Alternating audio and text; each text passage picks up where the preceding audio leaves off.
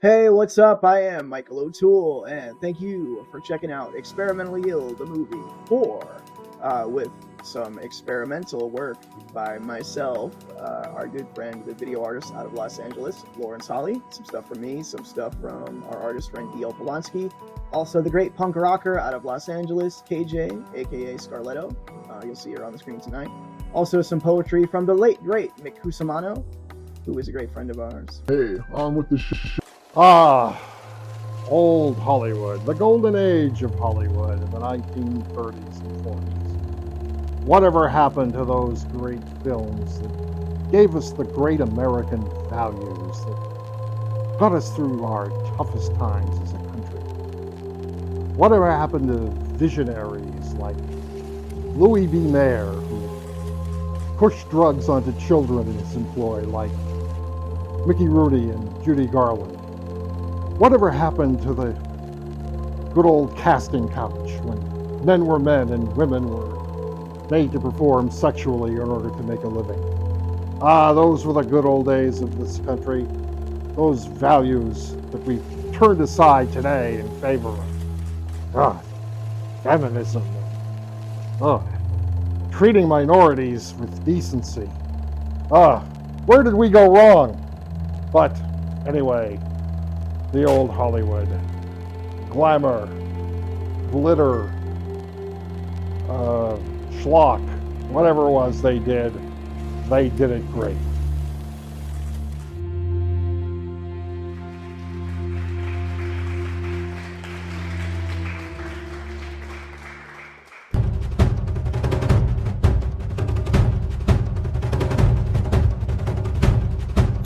Hi, this is Paul McGillicuddy, and I'm at CCTV Experimentally Ill.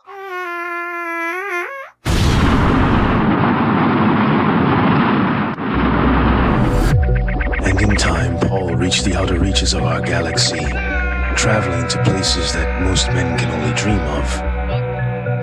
Beyond the moon, beyond the stars, beyond the known, to the old gods, and the old gods they were.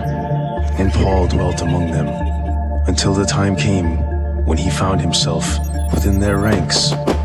Paul became all, and we are Paul, and Paul is all, and we are all Paul.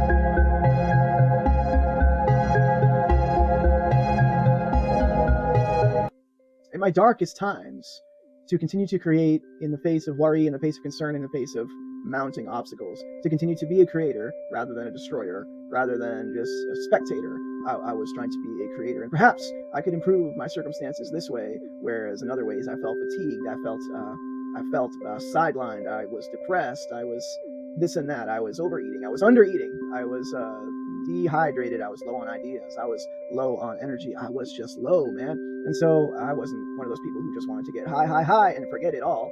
I wanted to be myself. I wanted to be one with my own little universe, or maybe I wanted to get in tune with the cooler thoughts in my hot head, or I wanted to get out of my head. I wanted to see what was in the world, but sometimes too scared to keep it rolling. So I turned to the pad of the paper, or I turned to the paintbrush, and I was able to create something out of nothing, and that really kept me afloat. And even when it didn't immediately produce financial value, well, there was value in other ways. It was communicating my ideas despite being shy. Thusly, I was part of the conversation now. And now is all we have sometimes, or maybe it's all the time, or who knows. But in the wake of the struggles of life, or just life ending, we had our great artist friend Mick Cusimano, who was the one who would pass on to me that quote, "You can either be a creator or a destroyer." And well, Mick Cusimano, no longer with us, but he still shares with us his poetry and all of his writing and all of his art, and his website is still up there, and it just showed me that through art you can live on, your ideas will live on, and you will be communicating. And as the audience, it is not just ego from the artist. The audience appreciates it, because I have been both artist and audience, and I appreciate it on both ends, because sometimes the snake eats its own tail. We don't know where all this is going, but when you can build that body of work and it's something that you can pass on, you never know if it'll sell, if it'll have that value. But it's not all about dollars. Sometimes it's about sense. And what makes good sense is to keep on creating.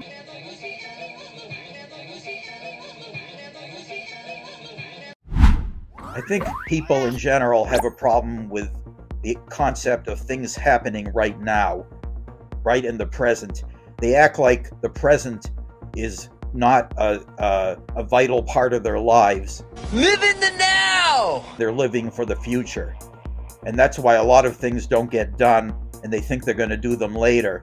You should realize that the present, it's later than you think, as that old song goes. There's an old song that says, enjoy yourself, it's later than you think. If you're going to do something, it's not always going to be easier later. The present is not like something, a throwaway thing. No! No, goddammit, no! The moment they're in is the most important moment of their lives. The moment you're in right now, looking at me, may be the most important moment of your life. And you're spending it looking at this weird guy with red and blue spectacles. Spectacles, testicles, wallet, and watch. Maybe you should go out and do something fundamental, like lay in the grass. You should go out and lay out on the earth. You know, that's just like your opinion, man. People are always saying, think about the future, prepare for the future. I'm from the future. Well, you should also prepare for the present. And get off of the iPhone. And even get away from this show, but come back to it later when you get bored. Because we're trying to get attention.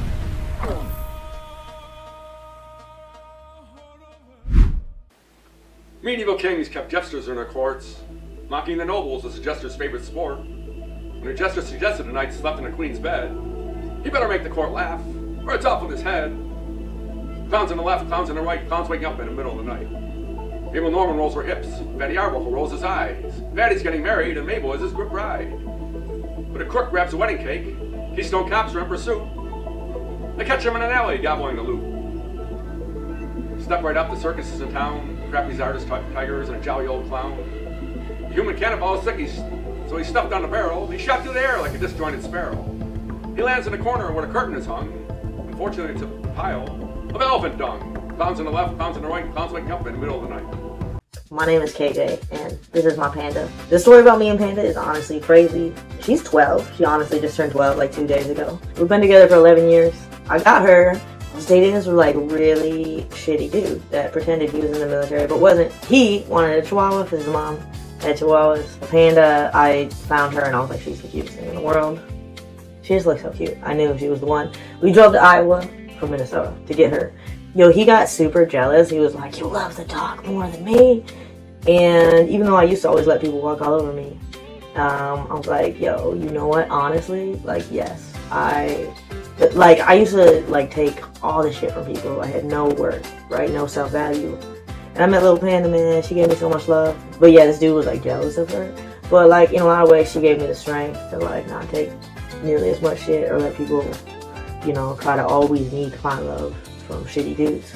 And then I didn't date for 2 years, and then I married. Then I met this dude at Smashburger, and I married him, and then I was like, oh shit, I'm dead. But it's still me and Panda. Yeah. Sweetest dog in the world.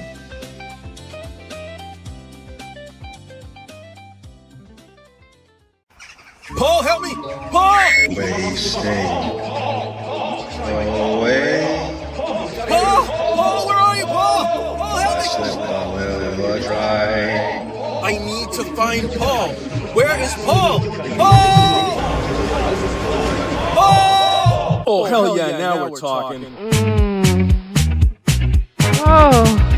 Yeah, man, I just got off the phone with corporate. Yeah, they just said to objectify the hell out of Paul. No. I mean, no. The scene where he's in that green bodysuit, yeah, they'll totally exploit that for all his sexuality that's inherited. Oh no, dude, this is that kind of crap. That stuff, big and huge in Malaysia. Do you know how many fans he's got over there? Yeah. They've been chomping at the bit to see him in that thing. We finally got him. We nailed it. This is the thing. No, exploit it. Use every last second of it. This is our money shot. This is our meal ticket to riches. Rags to riches story with thanks to Paul in the green suit. Absolutely, couldn't agree more. DL power engage. The force of DL connect. The force of DL connects to everything. DL power engage. I'm like your puppet. DL power in goddamn gauge.